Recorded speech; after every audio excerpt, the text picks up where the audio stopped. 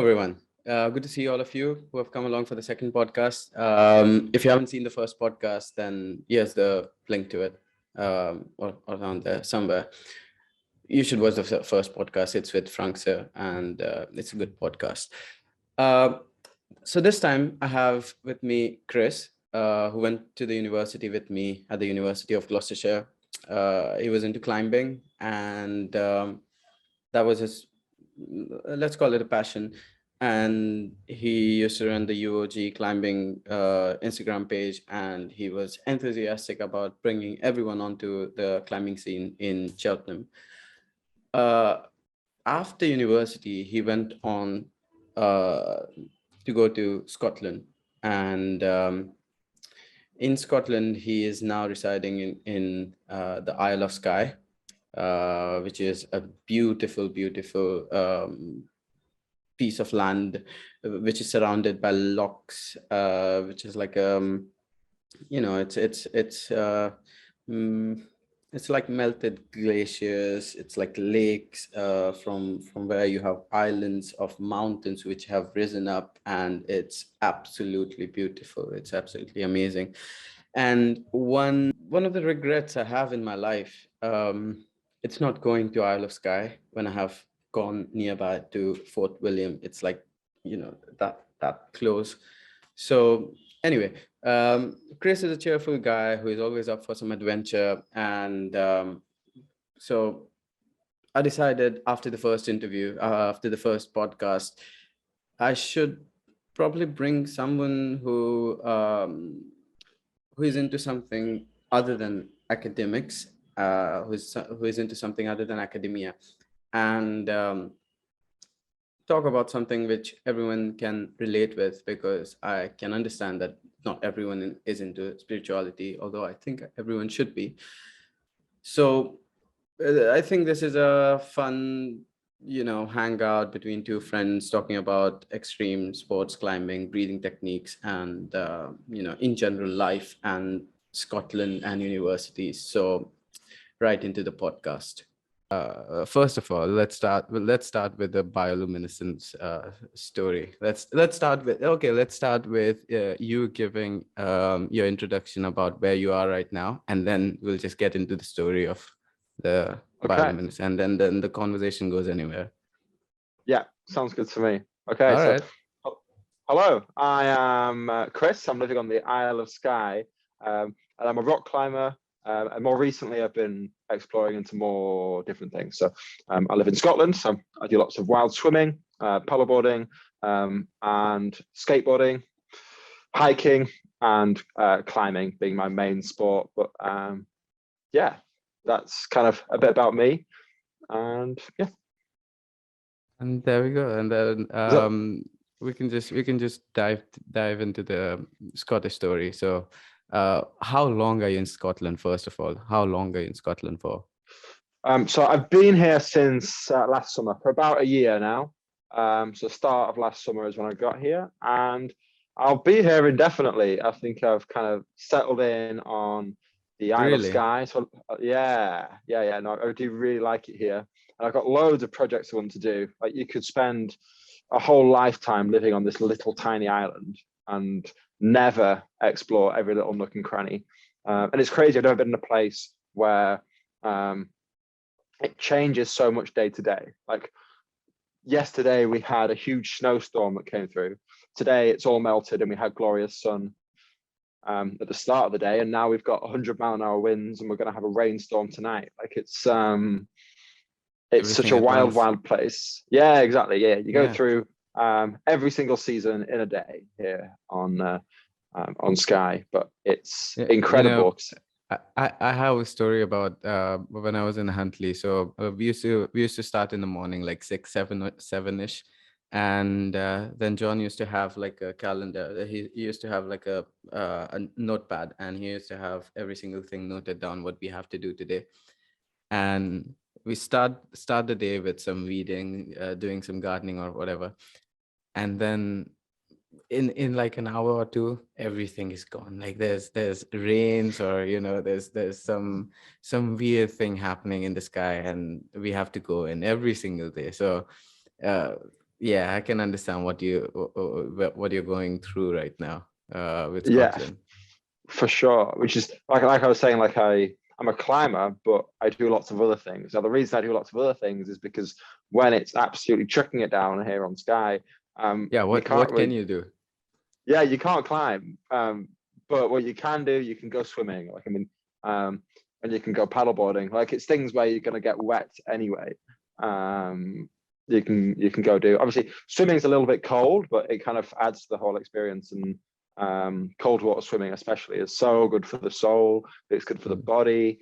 And yeah, you go out for a swim, and a lot of seals come and say hi. So it's yeah, Cold it's water a magic. swimming. So I'm going to ask you a question about that first of all, because I've gotten into this Wim Hof technique Mm-hmm. recently. And I'm pretty sure you must have heard of it because you're in Scotland and doing some cold water swimming. What do you think about the Wim Hof technique, and is it helping you?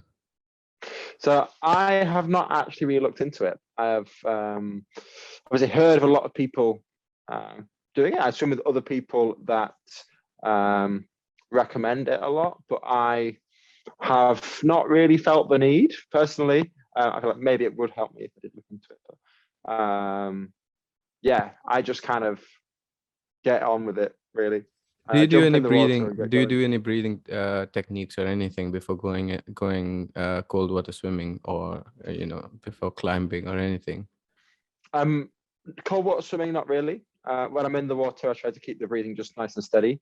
Mm. When you're climbing, though, absolutely, yeah, breathing's everything. So you'll change your breathing depending on the type of movements you're doing. So if I am climbing quite flowy and technically, or something quite scary, then it's all about just really slow, deep breaths, which just helps calm you down and helps you think. But if I'm, say, on something quite physically difficult and overhanging, where it's just big move and big move, then it's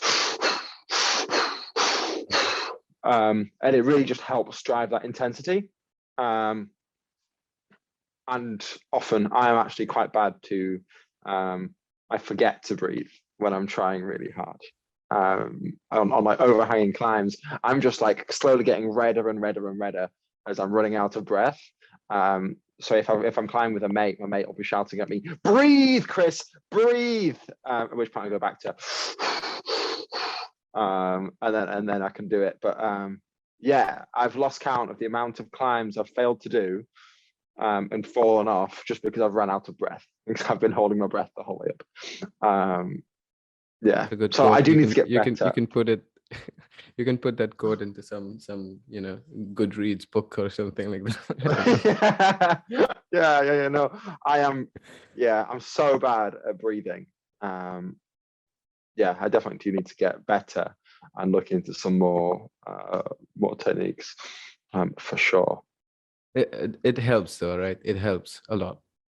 Yeah, exactly. When you actually start to think about it and work on it, it definitely really helps. You can't do anything without breathing, and changing your breathing depending on the activity really Mm. helps you focus in on exactly what you're doing. So yeah, definitely. Okay, so here's another question about the same about climbing, right? Um, so a lot of people say that your level, like when you're doing something extreme, like extreme sports, for example, you're kind of on the edge of doing it and falling off.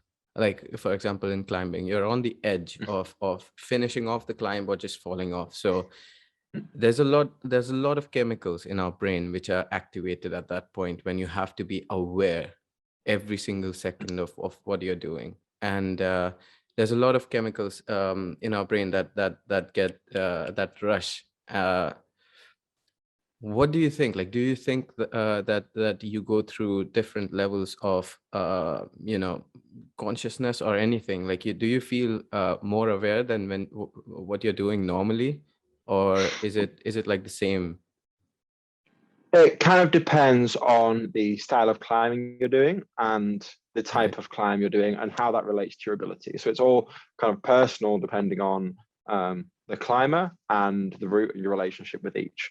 So if I am soloing something or doing a highball that is really quite scary, then you don't really want any kind of rushes. You want it all Mm. to remain quite calm, which is where the breathing comes in. So when you're doing that's my Right. style of thing is Right. technical slabs with a little bit of fear element involved.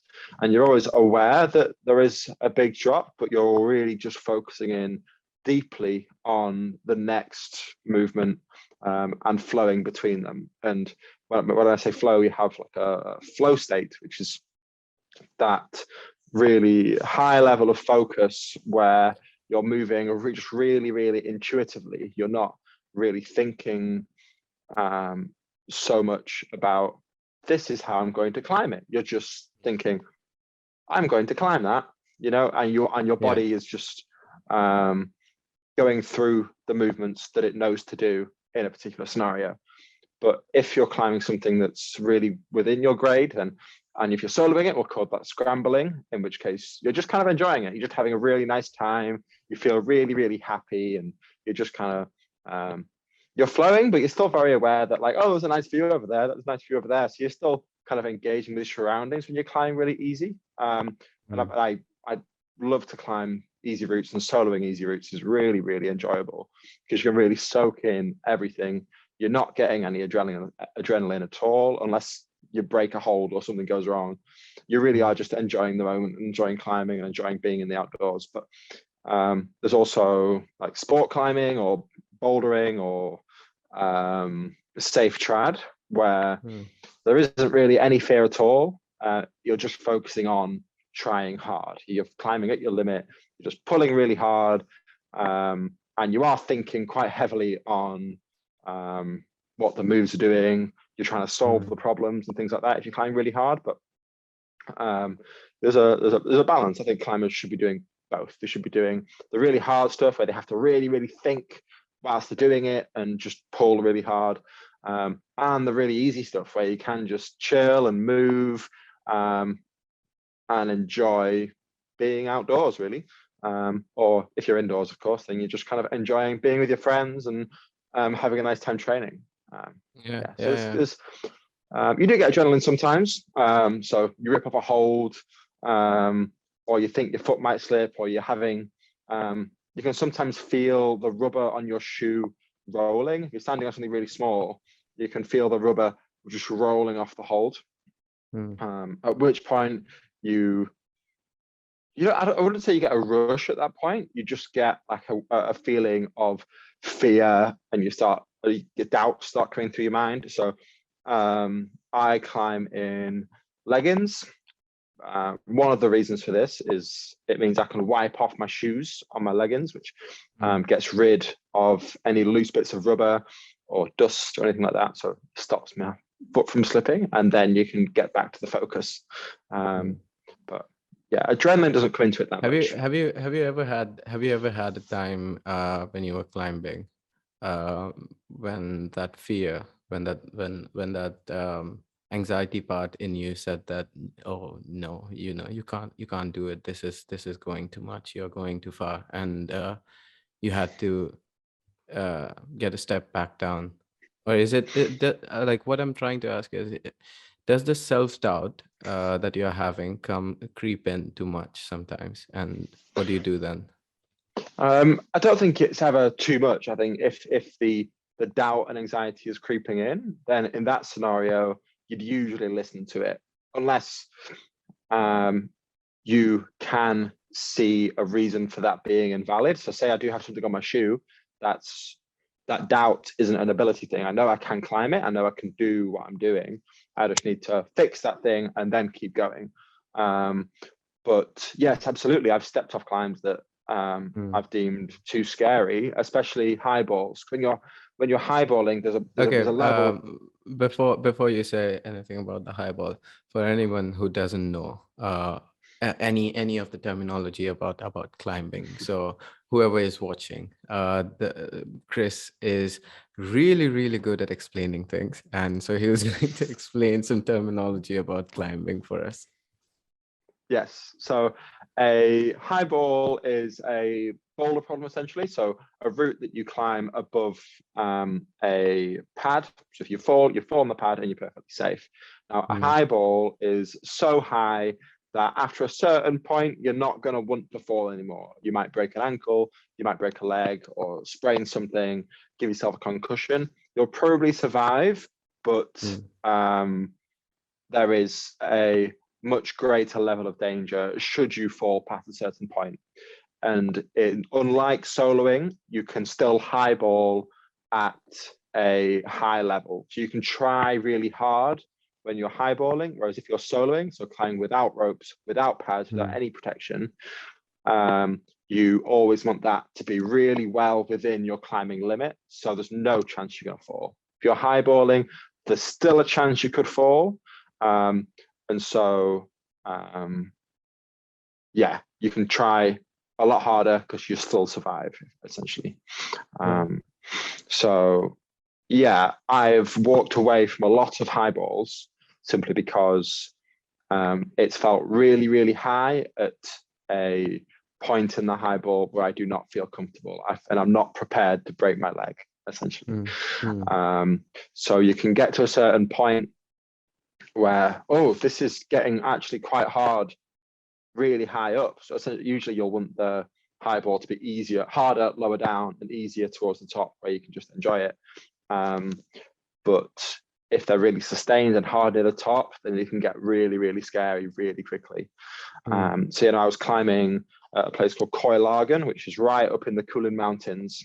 And there's some really big boulders up to about 20 meters, which are getting close to the size of trad routes, traditional climbing routes where you'd place gear. Right. And I was on an 8-meter high ball. You wouldn't want to fall past, say, about 5 meters. And it suddenly got really hard and I could no longer think clearly about what the next sequence ahead of me was going to be. So I couldn't solve the problem and figure out the movements to come. And I wasn't prepared to take the fall down to the pad. So I had to walk down and then just kept going, kept trying it again and again, getting to that same point, and then just thinking, no, I can't do it. I'm just going to fall. But at some point, you've got to say, okay, no, it's just you got to beyond me. You got to do it. Yeah, it's beyond me at this time, and it's not safe for me to do. So it's all well and good to say, yes, you should always just overcome these mental barriers and push past it. But sometimes it's just the best call is to walk away, go away, train a bit more, work towards the goal in the future and protect yourself, and then come back to it at a later date. And I have done that soloing as well. So I have got up. It wasn't too hard. There was like an E2 on some sandstone. And the thing with sandstone is it's very soft rock. So it forms very rounded wave-like features. And the way the light hits it, you can't tell whether something is really in-cut that you can get your hand behind or whether it's really sloped. So you can just kind of palm off it and then it becomes really delicate and it feels like you're going to spit you off. And so you can look up at a route on sandstone and think you're going to have really big holds and you can just pull and enjoy the movement. It's going to be really nice and easy. And I got about 12 meters up on a trad solo. And what I thought was a jug from the ground was suddenly a sloper. Now you try and come up with the movement on a route before you set off. It's called reading the route. So you'll be on the ground, looking up, trying to figure out what the movement's going to be when you get to it. And if you're soloing, you kind of need your read to be correct because you want to be able to do the movements without fail. Like I say, you can't fall on a solo, you will just die. So when a hold is not what you expect on a solo, when you get to it, often it's just time to go home, really. It's good. Yeah, exactly. Yeah. And then you can come back to it another day, and try again. But like, you've got to look after yourself. Yeah. Yeah. There's a Chinese proverb, a philosopher called Chow Mao said, I'm kidding, I'm just joking, man. I had a good joke in mind. When you jump off a cliff, Yeah. have a parachute with you.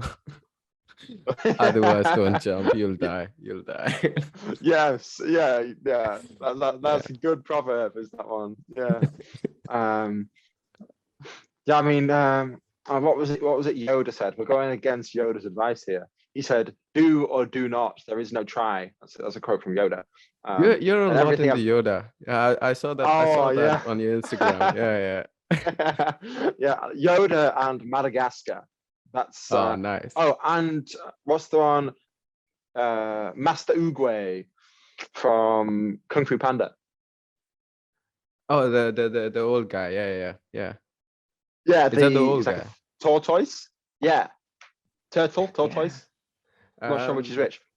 there's Yesterday is history. yesterday is history. Yeah, Tomorrow is a mystery, but today is a gift. That's why we call it the present.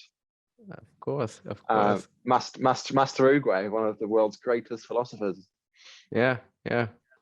But we never got to Yeah. see him outside, outside of the movie. No, no. He's dead now, isn't he? He's Yeah, watching from above. yeah, yeah. He became leaves. Did he become leaves in the end? I Or did have he just no clue. disappear? I have no clue. I think he might I've have just like. seen the song. That's it. Oh, okay. Yeah, no, I think Master Oogway kind of just disappeared and became leaves. You should watch it. You definitely need to watch it. All right, all right. Yeah, Okay. it's a good film. From there, why do you like when you were in the university, or do you like what you're doing right now? And how much do you hate the university? Or do you not? I don't know. I mean, the university was great for a few reasons and terrible for a couple of Honest, us. honest, honest. It was shit. No. Wait, am I allowed to swear on this podcast? I'm not really sure. Yeah, who Am I allowed cares? to? Okay, yeah. No. It wasn't too bad. I mean, it got me into climbing. Yeah. So it opened up a whole future for me in the mountains. So that's an amazing thing it did for me. It also gave me some confidence with people. Really, I was quite a shy kid. But university kind of helped me learn how to make friends, and I made a lot of mistakes with women, and it kind of teaches you a lot about yourself. Yeah, but I That's not was university, that's yourself. oh yeah, but it surrounds you with people, doesn't it? Which is always Yeah, of course, of always course. helps with that. You won't have any other place where you can have that many people of your own age going through n number of problems in their own life, and everyone coming together. Like, there's Exactly.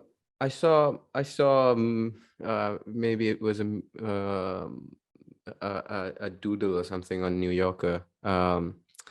It's like when you're living in a university a house, whatever you call it. Oh my God, I forgot what do you call it? Is it the quarters? No, university halls. Oh, Yeah, yes, halls. Yes, that's it. yeah, halls.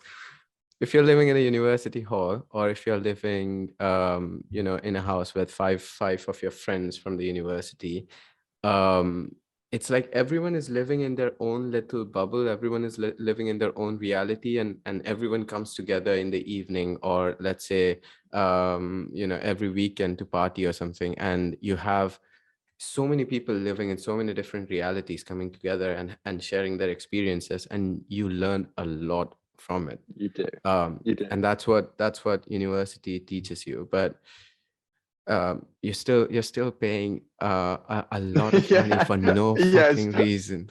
Yeah. I mean, thankfully, I don't earn enough to have to pay back it, so it's fine. See, you get to have that privilege. You get to have that privilege. Yeah, you're quite right. Yeah, no, it didn't teach me much useful things about the course I was there to do.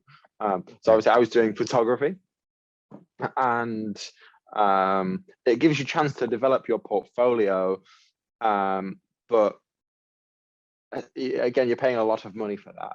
It doesn't teach you how to set up your own business in photography.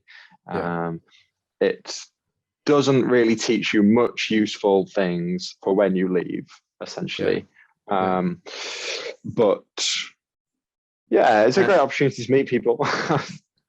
But this is so when you get out, like for example, now you're in Scotland and you're living, your own life. So presumably you're working, and Yes. also you are doing all these hikings and longboarding and paddling through the lochs or something. But you're doing a number of things, but this is more of a reality, and this is more of a getting out there at the wildest part of reality. And kind of the person who left the university and who went on to do something completely different than what a normal person in university would do normally. Yes. So most of the people, when they leave university, they have a set agenda, they have a set goal, because for the 3 years that you're in the university doing a bachelor's, you are the university wants you to do certain things, and then after 3 years, most of the people basically go doing those things and going in those directions, and there are only a few who leave that entire system and say, to hell with that, and I'll do something else. But that is when you find the most interesting people, because you are not doing something that everyone else is doing. You know what I mean? Like there's so many, there's like 90 people doing one thing, and then there's always going to be just 10 people doing that other thing. So I decided after university that I didn't want to move specifically just for a job and work 40 hours, 60 hours in a week. I wanted to be able to work much less, have much less money, but work somewhere that was just absolutely incredible and beautiful, and I could climb and explore and share the world with a load of magical creatures. And Isle of Skye is famous for fairies, so I share the island with lots of fairies, and it's got things called brochs or duns, which are huge Neolithic structures, so thousands of years old. Wow. So it's got a huge history here. There's actually a beach near me that has so much Neolithic, so 100-year-old pottery and 1,000-year-old pottery, that the beach looks more pot than it does stone. Like, it's just insane, the amount of history here. It's literally overflowing from the sea, the amount of history that kind of surrounds us here. You're making me regret that I never went to the Isle of Skye when I was in Scotland. Because I came right up to Fort Williams, and then I headed down. Close. So close. You got very close. So close. But the Isle of Skye is absolutely incredible, but it is very wild. Like we were saying earlier, we've had winds over 100 miles an hour here, so trees have been coming down. We've had snowstorms, rainstorms, and bright sun all in one day. So you have to take what nature gives you and enjoy it, whether it is magical and perfect or wild and hard to manage. Either way. Run with it, basically. Whatever it is, run with it. Exactly. You can't say, oh, it's raining today, I can't go outside. You've got to say, it's raining today, so I may as well just go get wet and go for a swim. So you adapt to the conditions and just suffer a little bit. You've got to truly enjoy Scotland, and especially the island. You've got to be able to find pleasure in suffering. So I went into the Cuillin, so the big mountain range near here, expecting to spend the weekend climbing through the mountains. And the Cuillin, like most big mountain ranges, has its own localized weather systems that just sit on it, and you can't predict what's going to be happening in that weather system. It changes so quickly, and it's so different to the rest of the island that you've just got to kind of go and hope it's going to be nice. But is it the wind coming from the Atlantic? Yes, but also because you have flat sea for ages, so you have all this these clouds building, and then obviously they hit the huge mountain range. So it's sea and then mountain range. I'll send you some pictures later. You can literally see that the mountains just rise straight from the sea. So they hit the mountains and then just drop everything.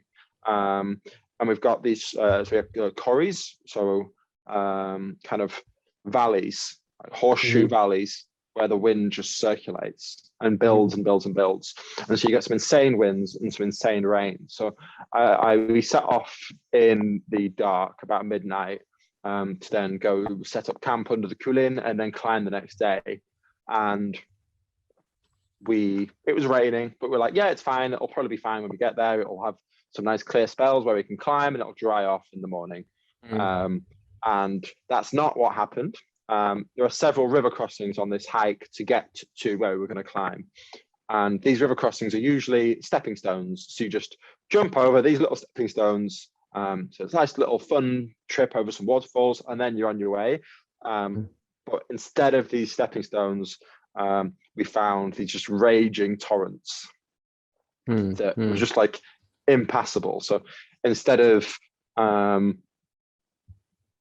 but if we were to go in there, we would have just got completely swept away and would be just gone. It would not be good. So we had to hike for several hours up the valley to find a kind of narrowing essentially in the river where we could cross or jump. And on the way we went past countless insane waterfalls, like something you can never imagine it, the amount of power in them. It's just insane. And they trickle down these huge slabs and kind of white water, and then all just get dropped, and you could go behind these waterfalls and look out, and it's just absolutely incredible. Again, I can send you some pictures of me behind some waterfalls, and it'd just be one of these after another, and we just had to keep going. There was nowhere to cross because it was just coming with so much force. And eventually we got to a small loch in the mountains, and we had to wade through the loch. Again, I've got pictures of this. I'll send it you of me wading through. But this kind of thing where we're like, oh my God, this is a disaster. We're just getting absolutely soaked. If we go in there, if we fall in there, we're completely gone. We're getting swept away. This big disaster that was going to ruin the trip sent us on this incredible journey past all these huge waterfalls and through the mountains. And then eventually we got to a place where we could cross, and we were on a merry way. But the Isle kind of tests you like that. It tests your ability to push through this kind of suffering phase to then experience something completely magical. And we never did get to climb. The weather was just way too bad. But we camped at a place called Lochs under the Cuillin and under a tarp. So we were bivvying essentially. So we had waterproof sleeping bags and then a tarp that went over us. And during the night, we had winds getting towards 100 miles an hour. And we hadn't picked a very good spot. It wasn't very sheltered. And in the middle of the night, after the rain had kind of stopped for a minute, but we got this huge gust of rain that blew the tarp off us, and it was just kept in place by a couple of pegs at one end. And yeah, so it got blown off us. I was like, oh my God, I've got to get this sorted immediately. But the friend that I was with just kind of looked up and was like, Chris, wait. And there was, I was like, oh my God, no, what are you doing? Just lying there. We've got to solve it. What's going on? But what she'd seen, and I was too kind of stressed to notice, was that there was a hole in the clouds. So Wow. this surrounded by rain on all sides, but there was this one kind of hole, and through this hole, you could see more stars than you could ever dream to have ever existed. Wow. And so we'd suffered through the day, we'd suffered through the night. We'd had one disaster where we had to hike up a lot of waterfalls. We had another disaster where the tarp got blown off us, and again we were rewarded with one of the most magical moments I've had in the mountains. Like, it was our reward for suffering. There's a really interesting proverb in an Indian film. Sometimes the wrong train. Is this one a joke? No. No, this one's an actual proverb. Okay, yeah. Go on, let's hear it. Sometimes wrong train can take you to the right destination. Yes, love that. Yes, absolutely. Yeah. No, the way I wrote about it was a moment of disastrous beauty. So yeah, it was Skye introduces you to a lot of disasters that show you incredible beauty. Okay, what is bothy? What is a bothy? Have you stayed in a bothy? Yes, I have stayed in a bothy. I stayed in a bothy on that trip, actually. So Wow. yeah, so when I said that if you fell in this river, you'd get swept away, we kind of fell in a river and got swept away, and we got absolutely soaked. So we had to hide away in a bothy. So a bothy is a structure, usually like a cabin. They can be really rough or they can be really nice, often built in remembrance to fallen climbers that have died. Yeah. And so they erect these structures to help other climbers pass safely in the future. So we'd fallen in this river, which I can explain in a minute how that happened. And we went to stay in this structure that was built in remembrance to a climber. And inside you've got kind of just wooden slats for beds.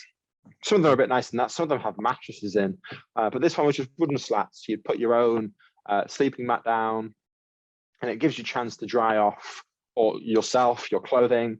And we got there, and there was 2 other people in there also hiding from the weather. And sharing a body with people is one of the most intimate, friendly experiences you can have. Did you have heat in there? Did you have anything to fireplace or anything? Yeah, so often bodies do have fireplaces. This one actually didn't, but we're all climbers. We've got very warm clothing. We did have candles. We all had stoves and fairy lights. Now, I actually wrote a blog about how everybody needs fairy lights in their bag when they're out in the mountains, because they give a kind of simulated warmth. They make you feel a million times warmer. But no, we didn't have a fire in this body. We did have whiskey. We had lots and lots of whiskey. So yeah, exactly. So that keeps you nice and toasty warm. So in a body, you're sharing whiskey with all these people, these random people that you've never met. You're playing cards, and you're all in the same boat. You're all hiding away from this storm. You've all got incredible stories. So one of them was a mountain biker that was mountain biking the whole length of Skye, and he was just hiding from the storm like us. There was someone else that was hiking what's called the Skye Trail, so from one side of Skye to the other, and again hiding away from the storm. And we all just kind of met in this place by accident, and had an incredible night, drinking, laughing, playing cards. So the reason we ended up there was one of these river crossings that was completely impassable. And we decided that we were going to jump over from one side of the river to the other, which is it's quite normal to do. But this was quite a long distance with quite a torrent. So I went first. I was with a lass that's a lot shorter than me, so a lot shorter legs, and doesn't have quite as big a jump. So I was going to check the distance, check the landing. I could overdo the jump to get past it, and then check that the landing was secure so that she could come across. And I left my big bag behind. It had all my ropes in for the climbing that was going to come. And I left that behind for her then to throw over to me. But what I didn't account for was that this bag was quite heavy and the distance was quite large. And it had all our tents in, everything. So she throws this bag over and it doesn't quite get to me. So I go in after it. Now I don't actually get swept away. I hit the bottom. I'm quite heavy, so I'm pretty fine. I throw the bag to the side and the bag helps keep me up. And then I get out all completely sodden.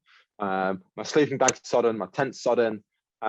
This is what I'm saying, like suffering, you know, but we took shelter in the body. It's a place called Kamasunari, which is like a big beach under the Cooley Mountains. And yeah, met all these people. And again, it was just like this day of horrible suffering. Like it was, Right. we're never miserable. It was, we kind of enjoy it. That's what we're there for. You know, we expected, we set off in the dark in the middle of a storm. We expected there to be suffering and we were prepared for it.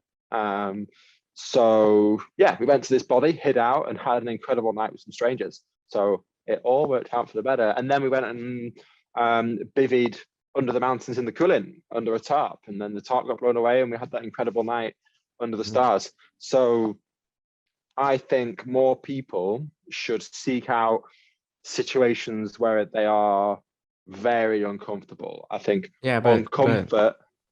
But London is amazing. London is amazing. Why would you go to Skye? London? Oh God, no.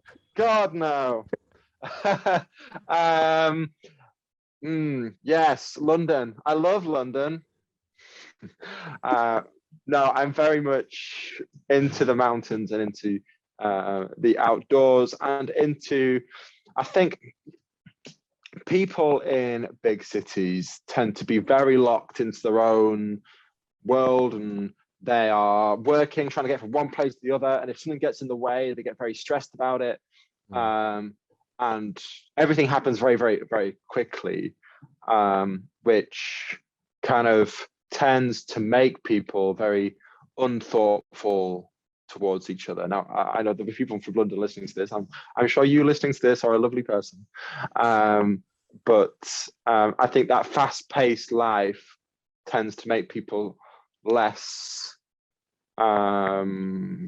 overtly kind. So they don't take the time to make sure their fellow humans are happy and enjoying themselves, and they don't talk to people. If I talk to someone on the tube, for example, people look at me like I'm crazy. Yeah, exactly.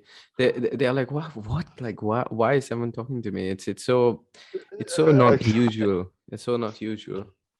Yeah, exactly. Whereas I am into life for my fellow humans, for nature, for the things humans build, but also the relationships we can build with random humans in very random scenarios.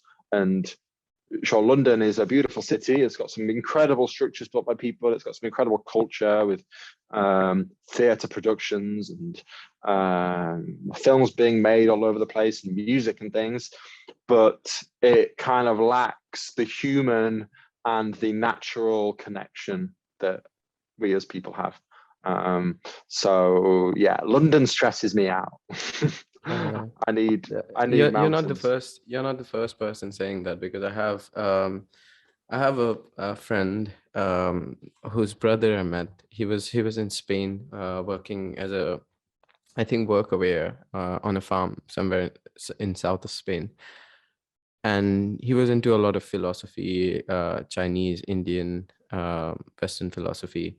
And he came back to England and he stayed in London for a while. And he literally went through his worst time in his life, is what he says, because when you're traveling or when you're out on your own, you're doing things which are not repetitive. You're doing things which are not habitual. You have something new that you have to do every single day, and it helps you because your natural state of of your brain is chaos. Like your natural state is not order. Like you never have order in your life. You're just trying to find order, but your natural state in your life is chaos. And to find your way through that chaos is what everyone is trying to find. And cities, um, in their quest of modernizing and progressing and all this, getting human beings to the utmost, whatever that is that cities think that living is, they just kill that human instinct that we have, that goes beyond just sitting down and in a cafe or something and not doing anything, just sitting down and working all day long. It's not the instinct that you have as a human being. Your instinct as a human being is just going out and doing whatever the fuck that you want to do, because you are, just look around. This is beautiful world to live in. Like most of the people, when I was in UK, I was shocked that not a lot of people in UK had been around UK. Like most of the people that I was living with in Cheltenham, never been outside of their city, never been outside of their small town, wherever they came from, never been to Scotland, never been to Wales. Like that's such a that's such a weird thing that you're living in such a small island. Like for someone like me who is coming from India, India is huge. India is like 10 times of UK, and you find like so many different things from north, south, east, west. And even then, when UK is such a small island, you could actually do so many things because it's accessible. Like going from Cheltenham to Edinburgh, or going from Cheltenham to, say, Fort William or Aberdeen, it's accessible. You can do that trip in like 6-7 hours, 8 hours, 10 hours, whatever. And I mean, there's actually a plane. You can do it in less than an hour yeah, exactly. from Bristol. Yeah, it's Yeah. so easy. And it's not even that it's not that you're not doing it because of the lack of money, because someone like me who came to England as a student, international students don't come to study. There's mosquito. International students, India. Uh, International students don't have a lot when they come to a different country. That is why most of them are working, and they don't get time out of their work and the university to do something something crazy. Like I was lucky with the first lockdown. The first lockdown threw me in such a weird place that I had to choose to do the most wildest thing that I have done in my life, or do the most mundane thing that I have done in my life. And I chose the most wildest thing. I went to Huntley and did gardening for like 2.5 months, and I knew not a single person. But yeah. that's what I mean. Like where someone living in the UK to take a flight from I don't know, London to Edinburgh, it's not that costly. You're No, you're it's spending you're about spending more. 25 pounds. Yeah, exactly. You're spending more on Yeah. McDonald's and KFC in less than 3 days. Yeah, but those same people, interestingly, they've been to Spain, they've been to Yeah, Mallorca, yeah, they've exactly. been to Greece. Yeah. But they they wouldn't the easy life. They wouldn't the so Greece and Spain, these things, they've got the infrastructure, it's nice and hot, they can just sit by the beach all day and do nothing. Whereas if you want to go to Scotland and really see the beautiful parts of it, sure, there's some touristy bits, but the true beauty of Scotland is that you have to work to find the most beautiful things here. You Yeah. can't just Yeah. see it and experience it from the road. You've got to go bushwhacking. You've got to go up into the mountains, Yeah. all of which are really hard to get up. You've got to have Yeah. some climbing ability to get up most of the hills here on Yeah. Skye. Um, But and what will you do when most of the people are sitting at their home and watching television, and the next travel destination is some ad that pops up onto their TV, or mm, let's say government telling you in the news that this location is open so you can go here, or that location is open mm, now so you can go there, and most of the people are hooked up to the television, and that's why they not choose, but they are given like information that they just take it, and they're like, yeah, okay, this is where I'm going to go. So mm, rather than doing your own research and putting your own body online, you choose to accept something that is given to you, which is mm, not which you can't tell if it's authentic or not, but it's given to you and you accept it no matter what. And that's a frightening thing, because this is when you don't travel around your own country. You don't even know what are the what are the beautiful places that you have in England. Like, there's a mountain next to Cheltenham. If you go north, I can't remember the name, but you Cleve. even Cleve is such a Yeah. beautiful place. And I walked from a town nearby to Cleve Hill, and that walk was amazing. Like Mm, nothing like what I have seen in my life. There's like old churches, and there's castles around, and streams flowing, and massive farms and jungles. Like you don't get to see that when you're living in a city, or you don't get to see that um you know even when you go to Spain, or say when you go to Greece, what you're doing is you're going to a different hotel room and staying in a different hotel room. That's not actually seeing or yeah, yeah. experiencing Greece. Experiencing Greece is going and living with a Greek person and talking to him or her about politics, and what religion you're from, and do you believe in something, or what's your history. Like, that's where you get the actual everything about Greece. But most of the friends, even my friends that I see, go to Greece, live in a hotel, go to a beach, which is the most touristic beach in Greece, and come back, and that's all so that they can put it on Instagram and say, oh yeah, I went to Greece. It's like a tick mark. It's not. For It's sure. not. Yeah. It's not Yeah, for like sure. really doing something for the um extremities, or for the risk of it. It's more of a, yeah, I can go back and tell my friend that I've been there. So Yeah, no, I like that you brought up the spending time in the culture of Greece would be a better way to yeah. experience it. I think speaking as maybe someone's going to listen to this and be like, I'm going to go visit Scotland. You should, and if you do, go to Mm, a ceilidh, yeah. go to a local pub. There's a call,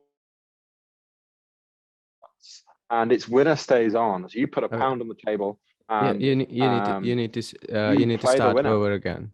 You need to start over again from the pub's name, Uh, because you were cut off for a second. Yeah.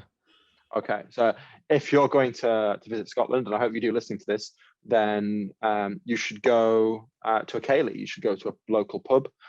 We have a culture of pool and darts. If you put a pound on the table, you play the winner of whoever is currently playing, and during that, you'll make a new friend. And if you keep putting pounds down, you'll make friends with everyone else in the pub as well, especially if you win. Um, and they'll buy you pints, you buy them pints, and they'll tell you about their culture and Yeah. what they do. Here there'll probably be a fisherman or a crofter, which means they own some land and they have farmed that land for centuries. That land is passed down, and they've crofted that land for many, many, many years among their family. And yeah, you learn about the culture. And like I say, ceilidhs as well. So a ceilidh is it's a meeting of people, and they do ceilidh dancing, which is dancing to traditional Scottish music, and it's got a very particular type of movement to it, and it's with groups of strangers. So you're all dancing together, you're all linking arms and doing the dance as a group. You'll learn new dances when you're there. And you'll be doing so to fiddles and bagpipes and lots of other traditional Scottish music. We did one where they were playing an accordion. And you will learn so much about what it is to be a part of that place and a part of those people by dancing with them. And same for Greece. Greece have a culture of dance that people should enjoy. And yeah, I do like a dance, and I think everyone should take part in public dances because it's incredible to do. Yeah.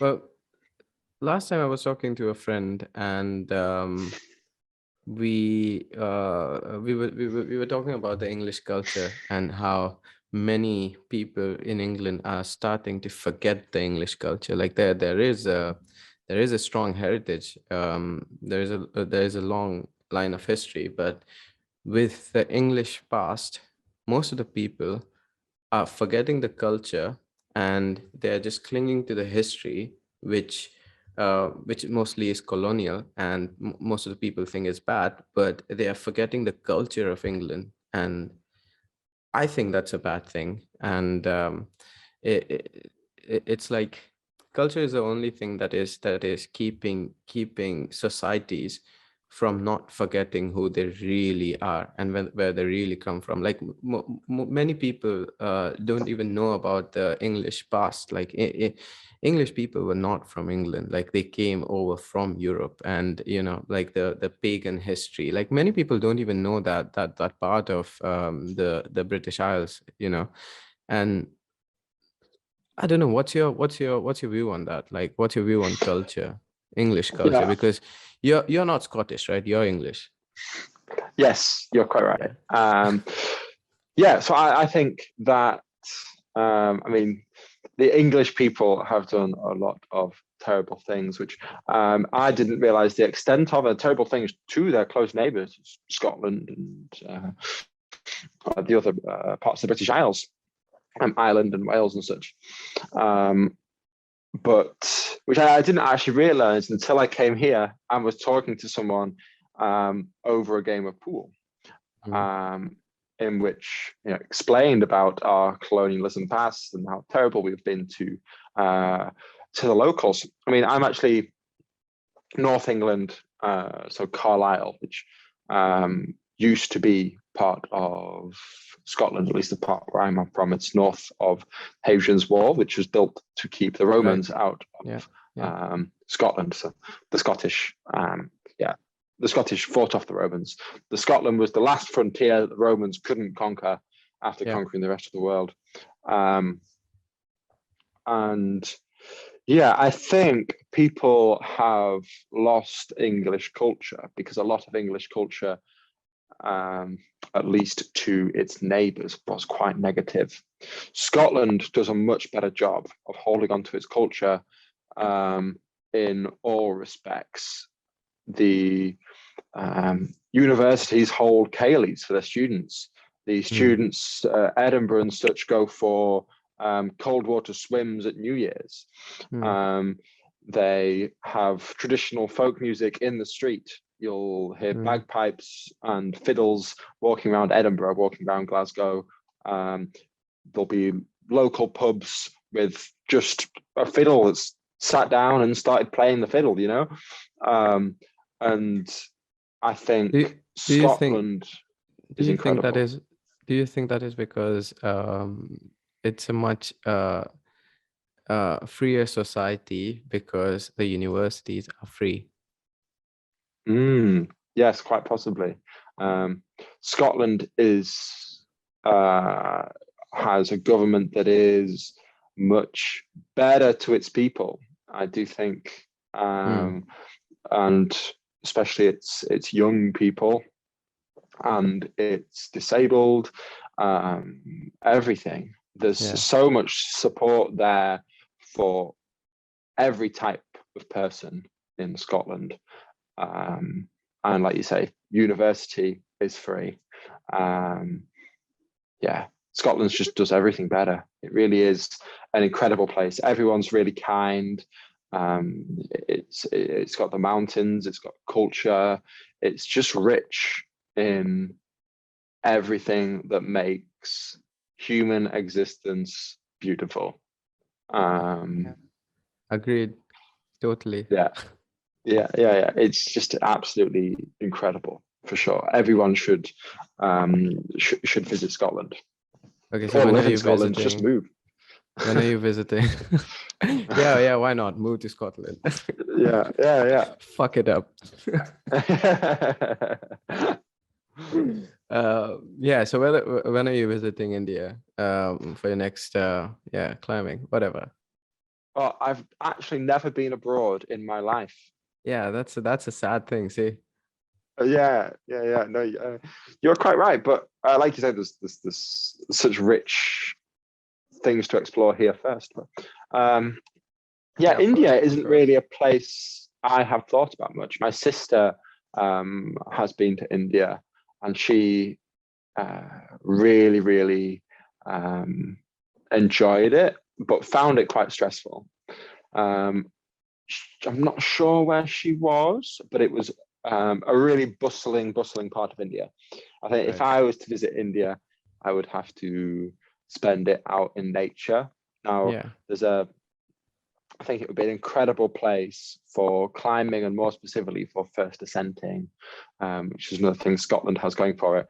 The first ascenting is a thing in climbing where you clean a route, so you get rid of bits of loose rock, bits of dirt that are on the holds, and you then are the first person to climb that piece of rock or that cliff, at which point you give it a name and a grade, which is less important. It just defines the difficulty of the climb. And yeah, I have heard that India has many pieces of virgin rock.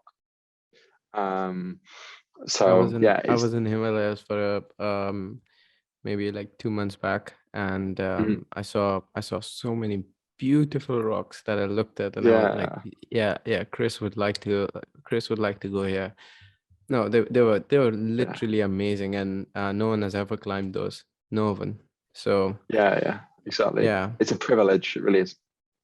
I think we should still bring up the story about the blue luminescence on the beach.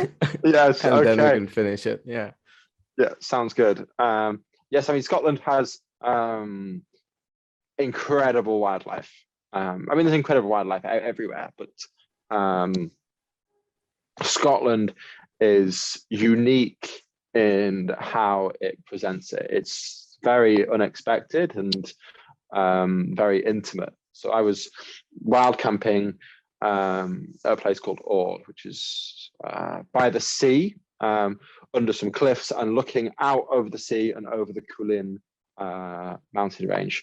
It was a completely dark night, and I was hoping for stars, but it was just a blanket cloud everywhere, completely overcast. I was looking out over the water in the pitch black and noticed like white light coming from the waves as they were moving, and it was like, that's the moon, but no, it wasn't. There was no moon. So I go up much closer and notice that it's bioluminescent plankton, which I'd never seen before, and it's not something I would ever expect from. and it's not blue.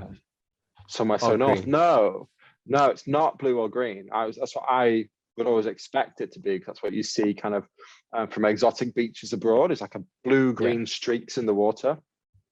But instead of that, it was like a million white stars looking down in the water with any movement.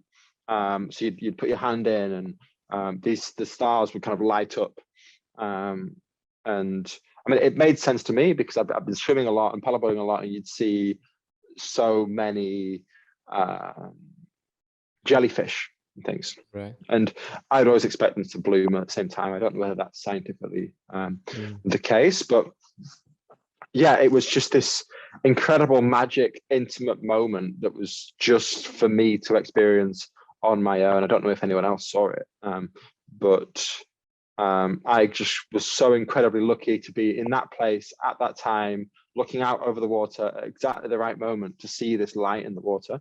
And it was one of these moments that was so intimate and so beautiful that I could not help but cry.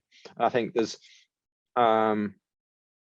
as humans, you don't realize your connection to nature until you do experience something quite so intimate that you're overwhelmed with emotion. Like it's something that's so beautiful that the brain just goes, it just blows up, and it all comes out, everything. And nothing else matters. Like it's just about this one beautiful thing that you're experiencing. And yeah, it's one of the most magical moments of my life, especially because Skye is famous for fairies. I was kind of imagining these as fairies, but in the water. Like it was just absolutely magical. Words do not do it justice. I need to try write about it at some point, but like, how do you write about something that just blows your mind so insanely? Like there's no doing it justice.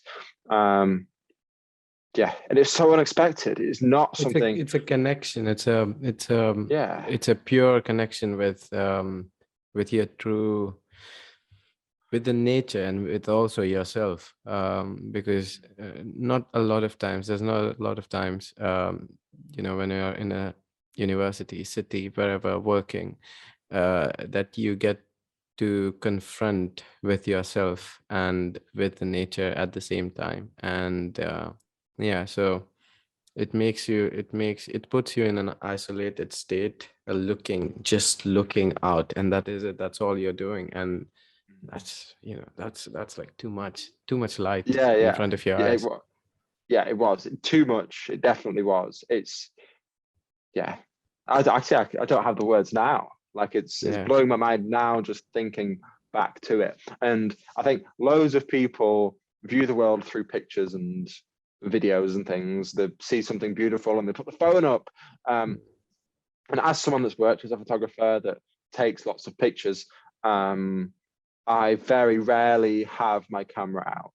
And if there's something beautiful in front of me, I will always put enjoying it and the experience before taking any pictures. So that trip into the Kulin, I didn't take many pictures. This trip, where the bioluminescent plankton was, I didn't take any pictures that whole trip, because I was just there for the experience. And yeah, that was it. I think there's something incredible about just leaving all that behind, not wanting to show anything off. It's just about experiencing the place. And that is it. Yeah, that's it. There's I think there's I can't remember. I was trying to check it on my phone. There was this one writer. I'm thinking it's Khalil Gibran. He's a Middle Eastern writer, and he said, live the most beautiful relationship without telling anyone.